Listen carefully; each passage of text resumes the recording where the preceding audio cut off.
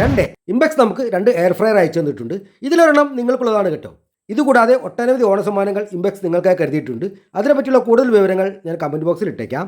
ഇംബെക്സ് air fryer ഉണ്ടെങ്കിൽ നിങ്ങൾക്ക് സ്റ്റാറാക്കാം. Fry ചെയ്ത വിഭവങ്ങൾ ഒരുപാട് ഇഷ്ടമാണെങ്കിലും ഓയിലിൻ്റെ ഉപയോഗം പേടിച്ചും പാചകം ചെയ്ത ശേഷം വേസ്റ്റ് ആകുന്ന ഓയിലിൻ്റെ അളവ് പേടിച്ചും പലരും അത് ഒഴിവാക്കാറാണ് പതിവ്.